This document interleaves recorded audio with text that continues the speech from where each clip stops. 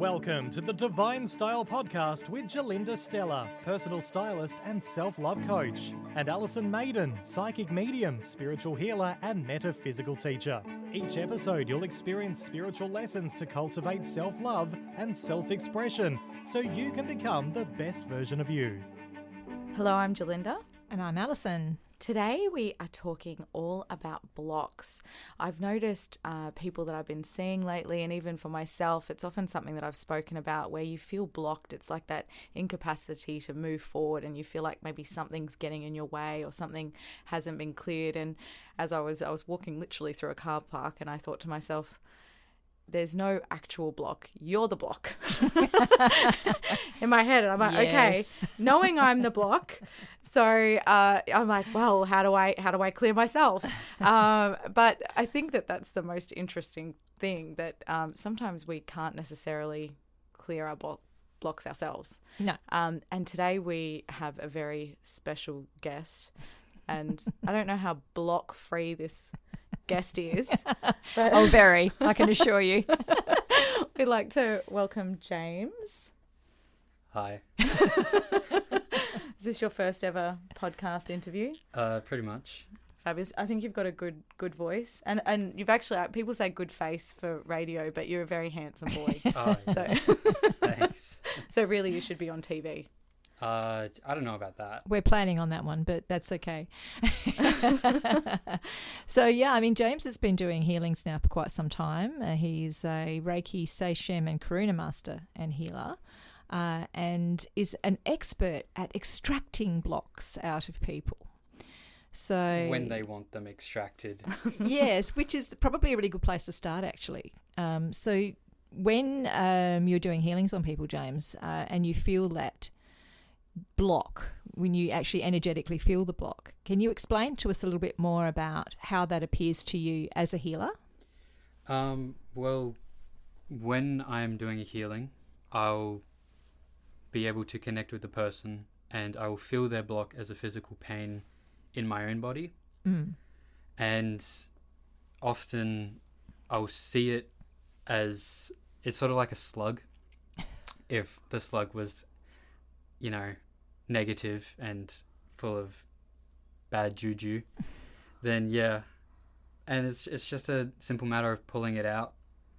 But the main problem that comes with doing, extracting blocks from people is their own ability to be able to let go of that block.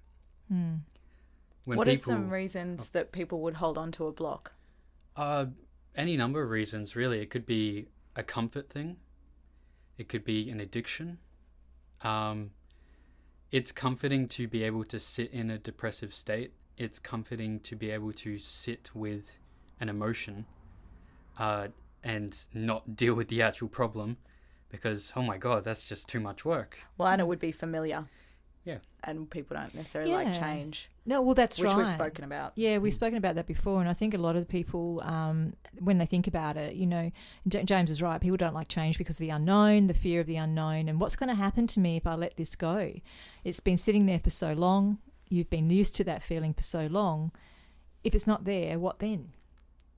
Yeah, it's all part of like a safety net when it comes to starting your healing journey. Letting go of things, it's scary, but it's almost like when you start your journey, when you take that initial step, everything else becomes so much easier. And you'll be able to teach yourself how to let go of things, and then gradually you build up to letting go of the big things, and then the small things don't matter as much. So, someone moves your coffee cup and you don't have a massive breakdown. You're just like, oh, where's my coffee cup gone? And then you look for it and you find it. You're like, wow, look at that. Whereas in the past, you might blame someone and get really angry instead. Exactly. What's a common thing as a healer that you find people, is there a common block that you can think of that a lot of people have? Oh my God, yeah. Everyone is scared. Everyone is so scared of either facing themselves, facing the issue. Most of the time, the issue is themselves. Sounds harsh, but true. Well, yeah. I like I said, I'm the block. Yeah. It's that realization thing, isn't it? Yeah. Sometimes you got to be cruel to be kind. That's what my primary school teacher used to tell me all the time. Is there a block there? Yeah. Yeah, so when people are scared, it's good to have that nice, soft, guiding hand. But a lot of the time you need to be firm. You need to be able to tell them exactly what it is that they need to do and have them come to the conclusion themselves about when they're ready to release it. Otherwise, we could do as much work on it as they like, and the problem's not going to go away because they're not ready to let go of it.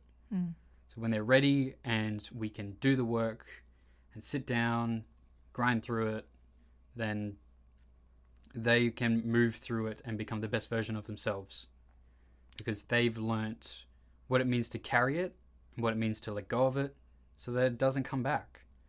That's great. We actually had a lovely lady, and we did Reiki 2 yesterday, and we had a lovely lady in the workshop, and when she first came to us in Reiki level 1, she had a high level of anxiety, and even sitting there she was shaking visibly. And this time round she came in and she sat down, and I'm looking at her and I'm thinking, there's something really different about you. And she was calm. She was sitting there so calmly, and I actually brought up and I said, wow, you look so great. You look so at peace. And she said, since I had the attunement, I have just felt so at peace. I haven't had the anxiety. I feel great. So, you know, when we're talking about actual healing, Reiki, as we know, is one of the great modalities that we use for healing, and James uses that in his healings. We can, as healers, give people wonderful feelings of peace and love and that release, if you like, for the moment while they're with us, while they're getting the healing. They feel amazing. They get off the table. They feel great. They walk out like light as air. And they say, I feel so terrific. And then they go home to their normal life. And then they allow all of these things to come back on top of them, because what they're doing is they're almost sort of taking the surface layer off when they're having the healing for an hour. But to actually get to the bottom of the problem of where all the stress is coming from and actually face the fact that they might have to change their lifestyle, they might have to change people that are around them, or get away from negativity, or make those really important changes. That's what we're talking about, you know, realizing where the blocks are coming from and letting go. Because a lot of people say, well, I can't change my job. You know, I have to have a job. I can't do this. I can't do that. And they're putting up those blocks themselves. I think that's such an important thing, the words that we use. So when you're using words such as I have to, I need to, or I must, those words are definitely blocking words, because that's not a process of allowing. That's not seeing that we have a choice in every single moment of every single day with our free will. So having the must, the need, and the have tos, removing those from your vocabulary are amazing. Yeah, absolutely. And it's important to remember that we have choice. You know, there's free will. We're allowed to have that choice. If we're not ready, as James was saying, if you're not ready to let go of it, gentle healings and having them more regularly will gradually get you more and more in trust with the universe and in trust with yourself, so that you can know that's okay to let go of little bits, and it's okay to change things. And yeah, I mean, there's been so many people come through our courses, well, yourself included, I have to say. That definitely. You've just been through a massive shift in yourself, and I'm very proud of you in the way that you're doing things now and reading for people, and you're doing such a great job, and, you know, connecting into who you truly are. You know, you're already a creative person. You've already got a fabulous business that's very successful, but now you're finding another aspect of yourself that can help people feel good about themselves by healing the grief and healing things that might have been a long-term or a long-standing issue for them. And so, you know, healing comes in lots of different ways and through lots of different modalities. I mean, Reiki and energy healing is just one thing. Mediumship is another form of healing, being able to connect people. And James is also a medium.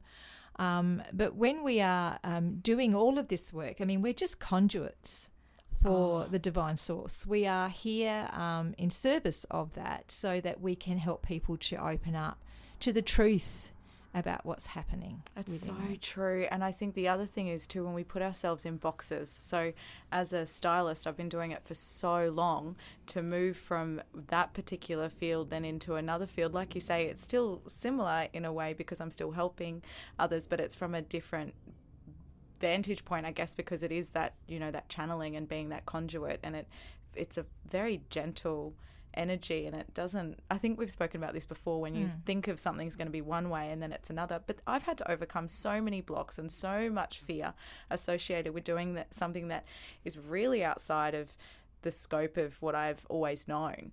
And I know for like some of I've lost followers, I've had family members not be very happy with me around this kind of stuff because they don't understand it. Yes. But I've had some incredible support as well.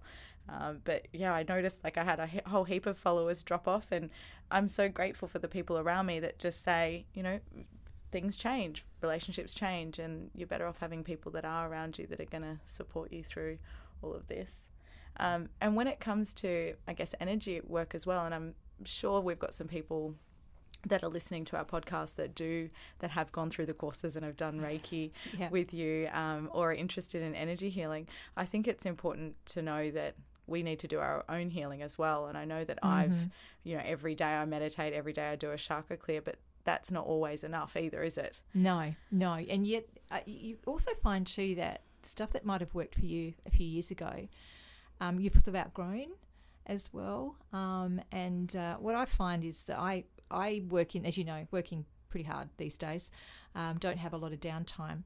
So meditation, etc., is just a way for me to sort of escape for 5 minutes and get my mind clear. But the energy around me sometimes does get a little bit clogged up because I'm taking on a lot of people's energies as I'm tuning into them. I'm tuning into their loved ones.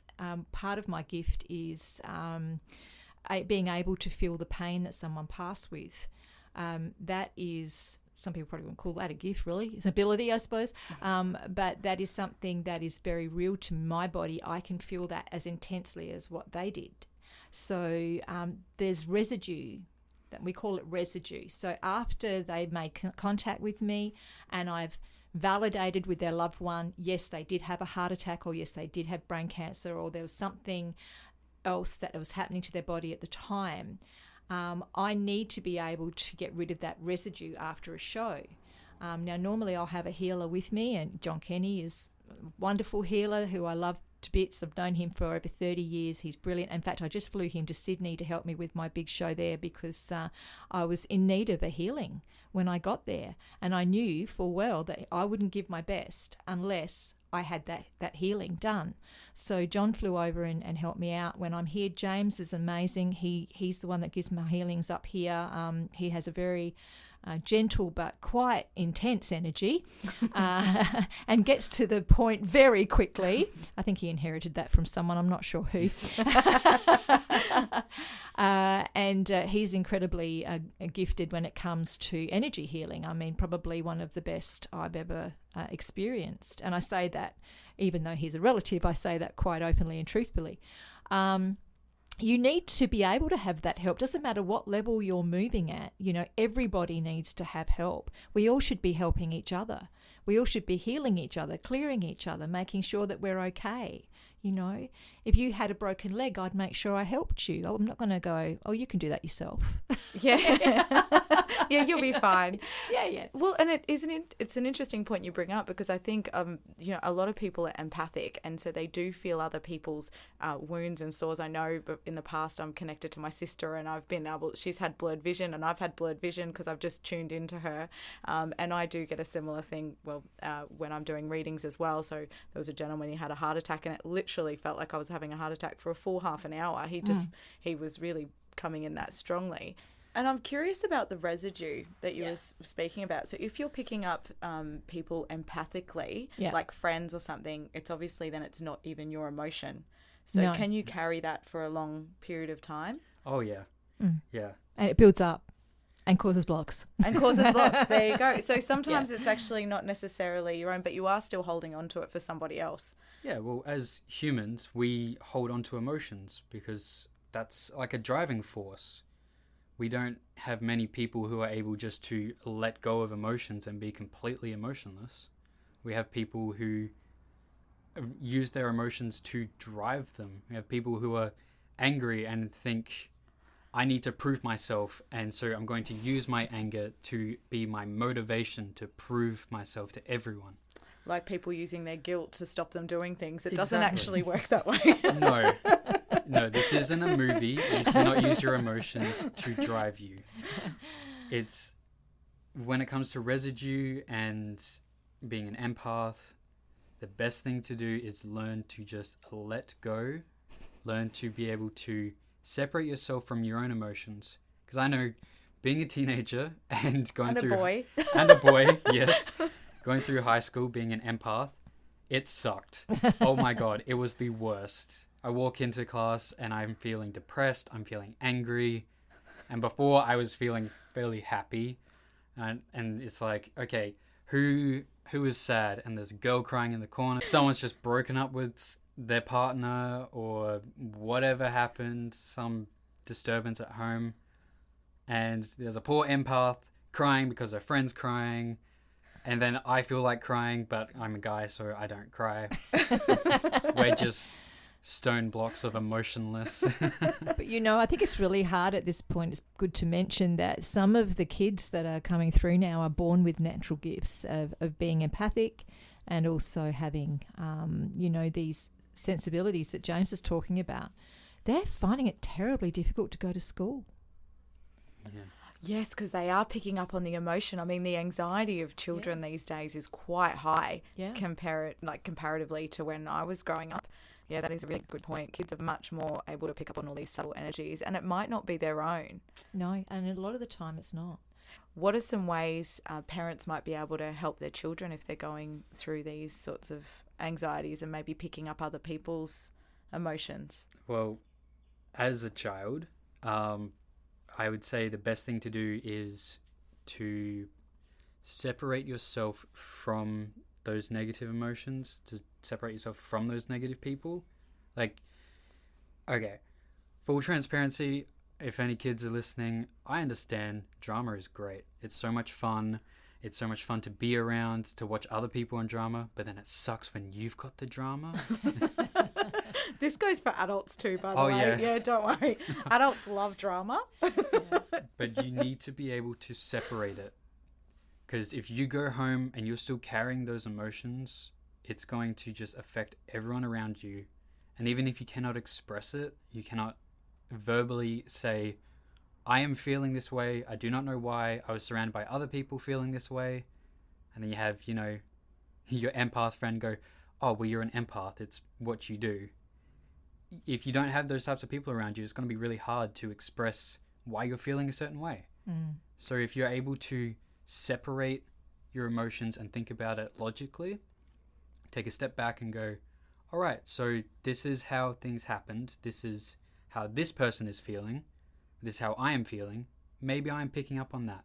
And as a parent, it would probably be a good thing to listen, because it's one thing to be able to tell a kid, you are not really feeling this, it is just puberty. Or, it's just mood swings, whatever, just get over it. But to actually truly listen, it could lead them to find a deeper meaning to why they are feeling a certain way, and help them in the future to assess why they are feeling a way when they are around a certain person, rather than just blame it on, I'm having a mood swing. People don't realise that when someone is an empath or has that ability, that they are going to feel things so much more. And it's not even a dramatic thing. And I understand that, teenagers do love the drama, get that.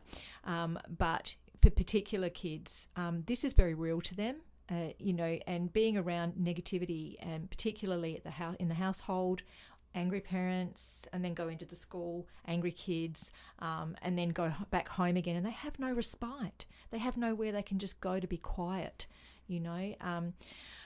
Things like crystals can help with these children. It can help to alleviate some of their anxiety that goes around with this. Crystals like amethyst, citrine, which is a wonderful one for the solar plexus if they're very empathic. anything they're drawn to is great. You know, take them into a crystal shop, allow them to go through themselves and choose things that they want to pick up, they want to be drawn to. Kids as young as 7, 8 years old, maybe even younger now, are experiencing these things, and it can be very, very difficult. We're currently working on a Reiki workshop for children, and James and I will both be, I'll be running it and with James initially, and then he's going to be taking over because, you know, not 8 days in a week for me, but I feel like it's very necessary now to be able to help children with using other modalities as well, especially the very, very sensitive ones. To be able to understand where things are coming from is just going to be a huge thing for both them and their parents.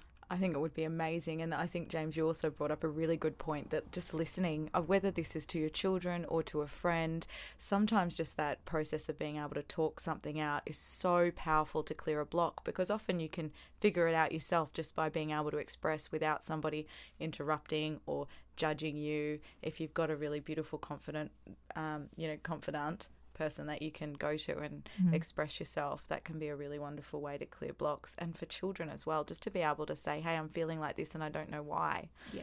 Look, clearing blocks is a number of different ways of doing things, but start off by talking to people that are like-minded and love you and understand you.